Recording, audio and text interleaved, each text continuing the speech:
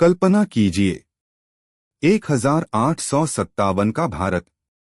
अंग्रेज अपनी शक्ति के घमंड में चूर हैं और झांसी के महल में एक गहरी रहस्यमयी खामोशी है। अचानक महल के द्वार खुलते हैं। अंग्रेजों का फरमान आता है, झांसी का कोई उत्तराधिकारी नहीं है। अतः अब झांसी ब्रिटिश साम्राज्य की संपत्ति है। उसी क्षण 23 वर्ष की एक स्त्री खड़ी होती है। न वह चिल्लाती है, न वह रोती है, बस उसकी आंखों में आग जल रही होती है और वह वाक्य कहती है जो इतिहास बन जाता है, मैं अपनी झांसी नहीं दूंगी। यहीं से कहानी करवट लेती है।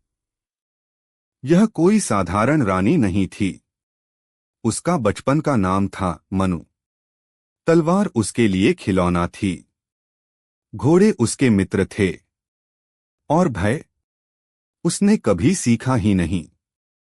जब अन्य रानियां शीश महलों में रहती थीं, मनु अखाड़े में पसीना बहा रही थी और अब वही मनु बन चुकी थी रानी लक्ष्मीबाई। 1857 की क्रांति। नगर जल रहा है। अंग्रेज झांसी को चारों ओर से घेर लेते हैं। लोग भयभीत हो जाते हैं। तभी महल की छत से एक गर्जन सुनाई देती है। झांसी अब केवल एक नगर नहीं है, यह युद्ध का मैदान है। रानी घोड़े पर सवार होती है। पीठ पर अपना छोटा सा पुत्र बंधा है। हाथ में तलवार है और आंखों में मृत्यु का कोई भय नहीं। दुश्मन के लिए मृत्यु स्वयं चलकर आ रही होती है। तलवारें चलती हैं। अंग्रेज सैनिक गिरते हैं। लोग कहते हैं, यह स्त्री नहीं, एक तूफान है। पर हर कहानी में एक क्षण ऐसा आता है जब भाग्य अंतिम परीक्षा लेता है। ग्वालियर के समीप घोड़ा थक जाता है। रानी घायल हो जाती है। रक्त बह रहा है। सांसें तेज हैं।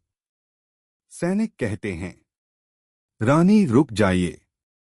वह मुस्कुराती है और धीमे स्वर में कहती है, अंग्रेज मेरी लाश को भी जीवित पकड़ना चाहते हैं।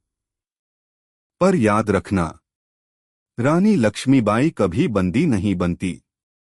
अंतिम प्रहार और रानी वीरता के साथ वीरगति को प्राप्त होती है। अंग्रेज जीत गए, पर केवल भूमि